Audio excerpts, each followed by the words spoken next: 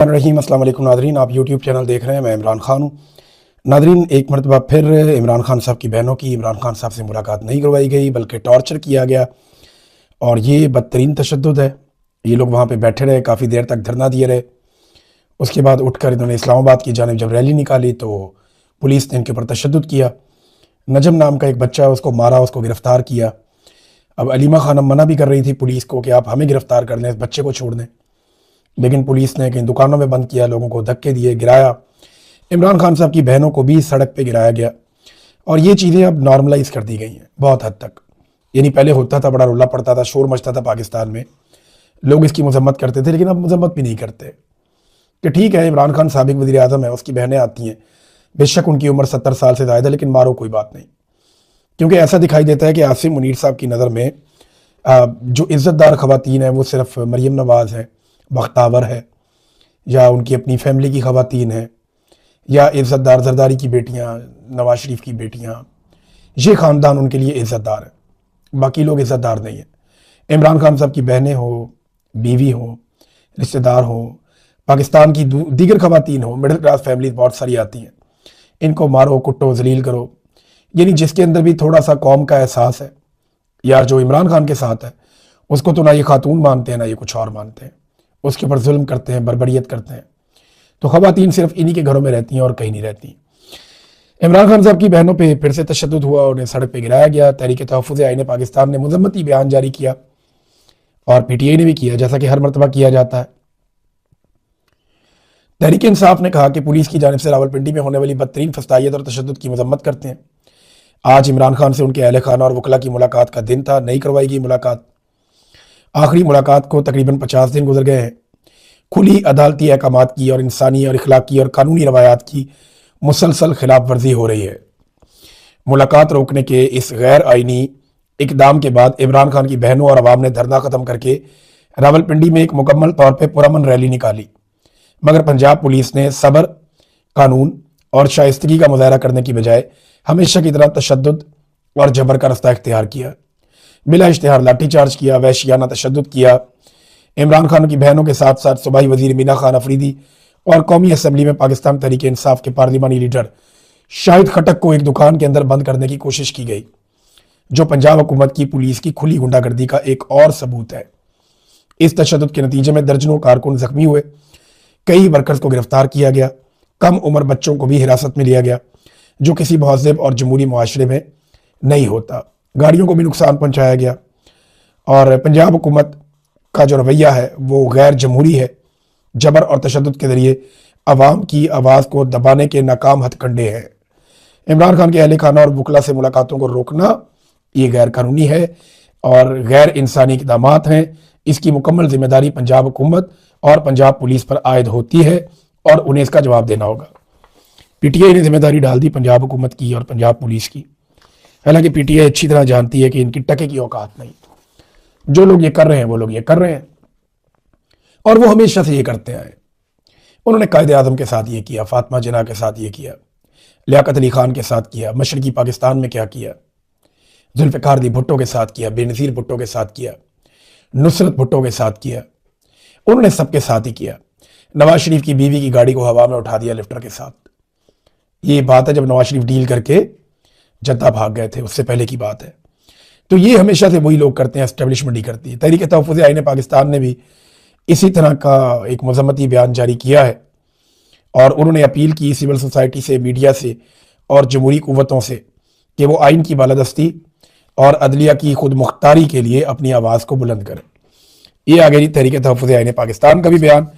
तो ये मामला है और लगातार है, इसमें कोई तब्दीली नहीं आ रही। जबकि ऑपरेशन जो है वो खैबर पख्तूनख्वा में ज़बरदस्ती वफाकी हुकूमत जारी रखे हुए।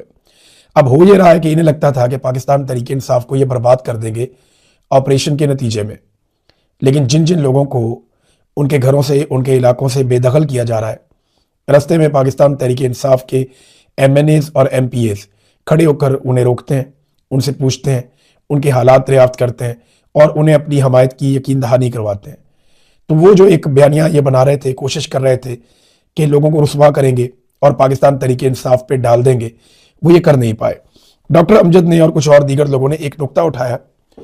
नुक्ता गलत नहीं है। देखें, ये लॉजिकल एंड पे अगर आप देखें तो ये बात बात करना तो खतरनाक है कि दहशतगर्द सिर्फ कबायली इलाकों में आके लोगों को क्यों मारते हैं, शहरों में क्यों नहीं जाते।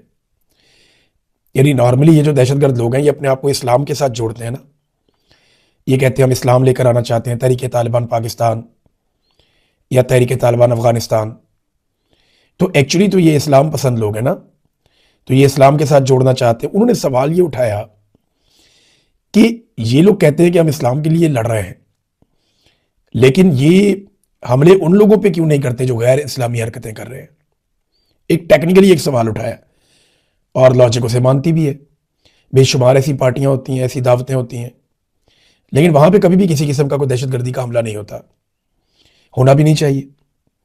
मैं इसके हक में हूं कि कहीं भी दहशतगर्दी का कोई भी हमला नहीं होना चाहिए। लेकिन वो लोग ये सवाल पूछते हैं कि हम कबायली लोग जो इस्लाम के ऐन मुताबिक जिंदगी गुजारते हैं, यहां पे ही मुसल्लह दहशतगर्द क्यों आ जाते हैं। और फिर जब ऑपरेशन होता है तो ना फौज को नुकसान होता है, ना दहशतगर्दों का नुकसान होता है, नुकसान मकामी आबादी का हो जाता है। ये क्यों हो रहा है? तो इसका सादा जवाब जो है, जो मकामी लोग बताते हैं, वो ये कहते हैं कि जहां जहां पे मादनियात है वहां पे पहले दहशतगर्द लाए जाते हैं, फिर उनको वहां पे कब्जा करवाया जाता है, फिर उन दहशतगर्दों को मारने के लिए फोर्सेज आती हैं, फिर वो भी अपने इलाकों में कब्जा करती हैं, फिर दोनों तरफ के लोग मकामी लोगों का नुकसान करते हैं, और फिर इन दोनों की लड़ाई के लिए मैदान खाली किया जाता है और मकामी लोग ये इलाका छोड़कर चले जाते हैं। फिर मकामी लोगों को वापस कभी भी उनके इलाकों में सही तरह बसने नहीं दिया जाता। अगर लोग वापस आ भी जाए तो वहां पे बहुत बड़े बड़े कंटोनमेंट्स बन गए होते हैं, ऐसे इलाके जहां पे पहले कभी भी फौज नहीं थी, लेकिन फौज की बड़ी बड़ी छावनियां बन जाती हैं। स्वात में आप देखें ना कितने बड़े पैमाने पे बन गई हैं, और बहुत सारे इलाकों में आप देखें जहां माजी में छावनियां नहीं थी, लेकिन अब वहां पे कंटोनमेंट्स मौजूद हैं, और ये ऑपरेशंस के बाद हुआ। फौज ये कहती है कि ये बहुत ज़रूरी है, वो इसलिए कि यहाँ पे देर पा अमन कायम करना है। मकामी लोग ये कहते हैं कि कंटोनमेंट्स बनने के बाद हमारे वसाइल के ऊपर से हमारा कंट्रोल कम हो जाता है, और कंट्रोल जो है वो फौज के पास चला जाता है। ये वो फड्डा है जो मकामी लोगों के दिमाग में घुस गया है। ये बात उनके दिमाग से निकलती नहीं, उन्हें लगता है कि लड़ाई उनके वसाइल पे कब्जे के लिए और कोई बात नहीं है। नादरीन, ईमान मजारी साहिबा और हादी अली चट्टा साहब, इन्होंने सारी रात गुजारी जो बाहर के सदर के चैम्बर में, ये उनके दफ्तर में बैठे रहे सारी रात। कुछ सहाफ़ी और दीगर एक्टिविस्ट भी वहाँ पे मौजूद थे। अब ये देखना पड़ेगा कि वो कब तक अपनी गिरफ्तारी को अवॉइड कर सकते हैं। यानी उन्हें गिरफ्तार करने का रियासत ने फैसला तो कर लिया है। मिलिट्री एस्टेब्लिशमेंट ये तय कर चुकी है कि जैसे बुशरा बीबी को, यास्मीन राशिद साहिबा को, मारंग बलोच साहिबा को, बेबू बलोच साहिबा को, जैसे सनम जावेद को, फलक जावेद को इन्होंने कैद करके बंद करके रखा हुआ है। मिलिट्री एस्टेब्लिशमेंट ये फैसला कर चुकी है कि बिल्कुल वैसे ही वो अब ईमान मजारी को भी जेल में बंद करके रखेंगे और इनके लिए भी हालात को उतना ही सख्त कर देंगे। अब इसके लिए आवाज़ सबको उठानी चाहिए। देखें, अगर आप आवाज़ नहीं उठाएंगे ना, तो मैं एक बात कहता हूँ कि बारी बारी सबकी बारी, ये आग कल आपके घर तक आएगी। एक रिक्शे वाला मारा गया, उसकी बच्चियां यतीम हो गई, बाकी रिक्शे वाले नहीं बचेंगे। एक रेडी वाला मारा गया, उसके बच्चे यतीम हो गए, बाकी रेडी वाले नहीं बचेंगे। अरशद शरीफ मारा गया, उसके बच्चे यतीम हो गए, हम बाकी सहाफ़ी नहीं बचेंगे। पाकिस्तान में सिर्फ मिलिट्री एस्टेब्लिशमेंट और उनके आलाकार या उनके हवारी बच जाएंगे। अगर आपने पाकिस्तान में अपने सर्वाइवल की लड़ाई लड़ ली तो आप और आपके बच्चों के लिए ये मुल्क महफूज हो जाएगा, वरना वही होगा जो मैं आपको बार बार कहता चला आ रहा हूँ कि बारी बारी सबकी बारी। नाज़रीन, ये जो हुकूमत है ना, ये नौसरबाजों की है। जो नौसरबाज ये कहकर आया था ना कि कौम को खाना खिलाने के लिए और कौम की खातिर मैं अपने कपड़े बेच दूंगा, उनके कपड़ों के डिज़ाइन आज पूरी दुनिया में डिस्कस हो रहे हैं। दुनिया के महंगे तरीन कपड़े पहन के उन्होंने अपने घर की एक शादी की है। अब बहुत सारे लोग ना इस एक बहस में उलझ गए हैं कि जनाब इस शादी पे बात करनी चाहिए थी, कुछ लोग कहते हैं नहीं करनी चाहिए थी। देखिए, शादी करना सबका हक है और किसी के घर के निजी मामलात में जाना भी नहीं चाहिए, ये बात बिल्कुल दुरुस्त है। लेकिन जब आप अपने आप को कहते हैं कि आप अवामी नुमाइंदे हैं, तो फिर आपके ऊपर कुछ जिम्मेदारियां आयद होती हैं। फिर आप अवाम की गुर्बत का मजाक नहीं उड़ा सकते। कराची में एक प्लाजा, उसके अंदर लोग जल जल कर मर रहे हैं। दर्जनों लोगों की अब तक इतला आ गई कि वो उसमें जाँ बहक हो गए, और अब तक 70 से जायद लोग बताए जा रहे हैं कि वो लापता हैं। ऐसी सूरत हाल में आप जश्न मना रहे हैं, आपका म्यूजिक, आपके कपड़े, आपकी सजावट, आपकी चकाचौंध वो पूरी दुनिया को दिखाई जा रही है। देखें, कुछ अर्सा पहले फील्ड मार्शल के घर में शादी हुई, लेकिन कोई भी तस्वीर या वीडियो आप लोगों ने नहीं देखी, क्योंकि फील्ड मार्शल ने यह मनसूबा बनाया होगा कि मैंने बाहर लोगों को नहीं दिखाना। लेकिन यहां पे जो शादी हुई पंजाब शरीफ के घर में, इस शादी के बाकायदा तस्वीर और वीडियोस वायरल किए गए, ऐसे क्लिप बनाए गए म्यूजिक के साथ, जिनसे वो खुद ये बताना चाहते हैं कि हमारी इमारत देखो, हमारी खूबसूरती देखो, हमारी चकाचौंध देखो। जब आप खुद लाके चौक में रख देंगे, सोशल मीडिया पर रख देंगे अपने घर के सारे मामलात, तो फिर लोग उसको डिस्कस तो करेंगे ना। देखिए, रोजाना कितनी शादियां होती हैं पाकिस्तान में, बेशुमार शादियां होती हैं, लेकिन उनमें से कोई एक आधी शादी होती है जो सोशल मीडिया पे आती है। ज्यादातर लोग अपनी ये चीजें प्राइवेट रखते हैं, लेकिन जब अवामी नुमाइंदगान हो और वो अवाम को खुद दिखाएं, यही हुआ था ना वो नेपो बेबीज के साथ। जो उनके बच्चे थे ना नेपालियों के, हुक्मरानों के, उन्हें बड़ा दिखावे का शौक था। वो कीमती कपड़े, जेवरात वो पहन के वीडियोस बनाते थे, उनको टिकटॉक पे, सोशल मीडिया पे डालते थे। उनके लिए इंटरटेनमेंट था। लेकिन नेपाल के बच्चे भड़क उठे। इसीलिए पाकिस्तान की नौजवान क्लास या यूथ वो आपसे नफरत करती है। वो ये देखती है कि आप लोगों ने कैसा जुल्म किया पाकिस्तानियों पे। आप खुद अमीर हो गए, पाकिस्तान गरीब हो गया, और अब आप अपनी इमारत का दिखावा भी कर रहे हैं, जो पाकिस्तानियों के दिलों को तकलीफ देता है। नादरीन, शफीउल्लाह जान साहब से एक और घटिया सवाल किया गया। इंतहाई घटिया सवाल है, मैं उसको यहां दोहराना ही नहीं चाहता। मैं होता तो शायद मेरे से बर्दाश्त ना होता। मेरे सामने कोई आदमी आकर इस तरह का सवाल करता तो बड़ा मुश्किल हो जाता मेरे से बर्दाश्त करना। लेकिन आफरीन है शफीउल्लाह जान पे कि वो उसको बर्दाश्त करके उसको सह कर निकल गए। ये पाकिस्तान की एस्टेब्लिशमेंट का मारा हुआ गंद है। जब से एस्टेब्लिशमेंट ने डिजिटल मीडिया के अपने प्लेटफॉर्म्स बनाए हैं, तब से लेकर अब तक हमें हर तरफ सोशल मीडिया पे गंद ही गंद नजर आ रहा है। हर तरफ गालम गलोच, गलाजत, कूड़ा करकट। ये सवालात कभी भी सहाफ़ी नहीं कर सकते थे, लेकिन अब ऐसे घटिया तरीन सवालात हो रहे हैं। ऐसे सवालात का सबसे बेहतरीन जवाब ये है कि आप उसे देखें और शुक्रिया अदा करके निकल जाएं, ताकि ये लोग मजीद गंदे हों, मजीद एक्सपोज हों। क्या ऐसा सवाल कोई डीजी ISPR से कर सकता है? क्या ऐसा सवाल कोई मरियम नवाज से कर सकता है? क्या किसी और से ऐसा सवाल पूछा जा सकता है?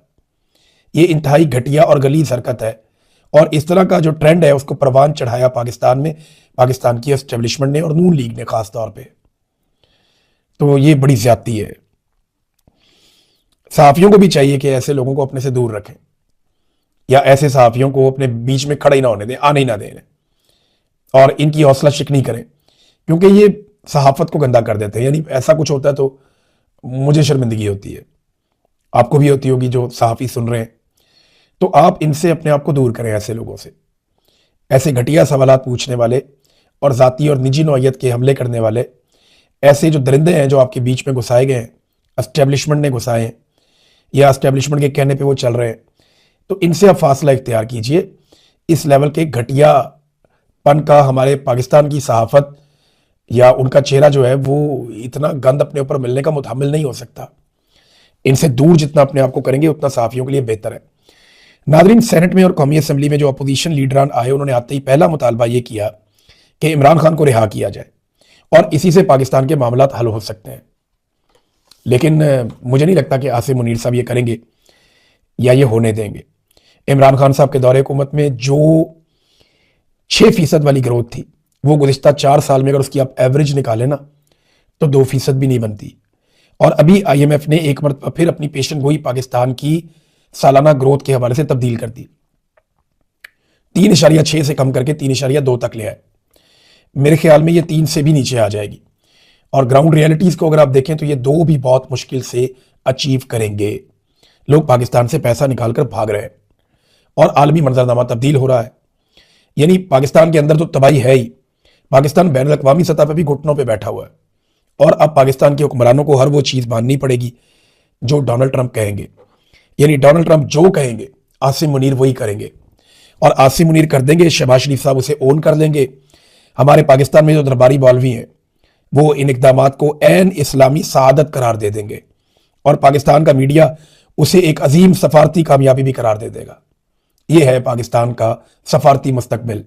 जो डोनाल्ड ट्रंप करेगा, जो कहेगा, ये उसे आमीन करेंगे, उसके पीछे चलेंगे। इनके पास दूसरा ऑप्शन कोई नहीं है। इन्होंने बहुत वादे कर लिए, लेकिन डोनाल्ड ट्रंप के लिए सब कुछ अच्छा नहीं है। देखिए, दो मुसलमान ममालिक ने ये किया है अभी कि उन्होंने ट्रंप का जो बोर्ड ऑफ पीस है उसे ज्वाइन कर लिया, जिनमें एक यूएई है